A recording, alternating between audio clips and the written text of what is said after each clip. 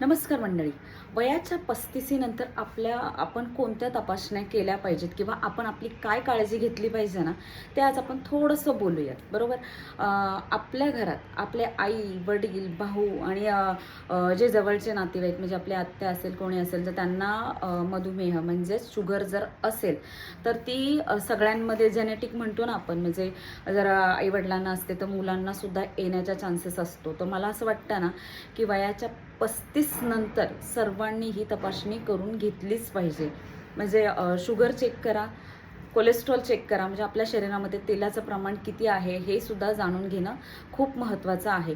आपण बाहेर चालायला जातो, आपल्याला दम लागतो, पण आपल्याला ह्याचं कारण कळत नाही की आपल्याला हा दम कशाने लागतोय किंवा धाप लागते.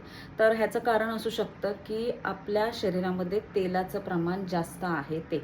तर मला असं वाटतंय ना, महिलांनीच नाही तर पुरुषांनीसुद्धा वयाच्या 30-35 नंतर ह्या ज्या बेसिक तपासण्या असतात ना, ह्या करून घेतल्याच पाहिजेत.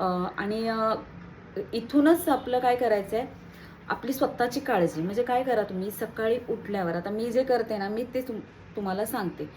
सकाळी उठल्याच्या नंतर कमीत कमी अर्धा तास तरी ना सकाळी वॉकला जायचं आहे आणि थोडंसं स्पीडने चाला. एकदम पण तुम्हाला जर धाप वगैरे लागत असेल ना, तर एवढ्या स्पीडने चालू नका, पण सकाळी आणि संध्याकाळी हे चालणं मेंटेन ठेवा.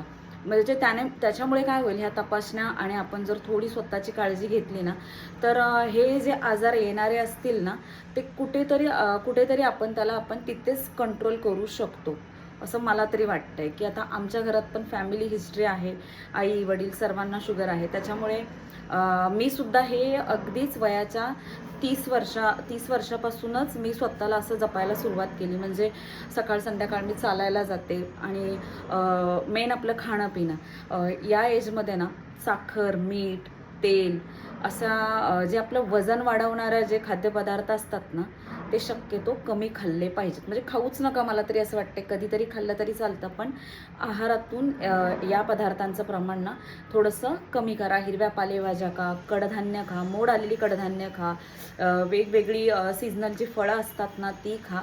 आणि आयुष्य खूप सुंदर आहे, स्वतःची काळजी घ्या. छान छान व्हिडिओज आपण लवकरच भेटू. आजचा जर व्हिडिओ आवडला असेल तर लाईक करा, शेअर करा आणि चॅनलला सबस्क्राईब करा.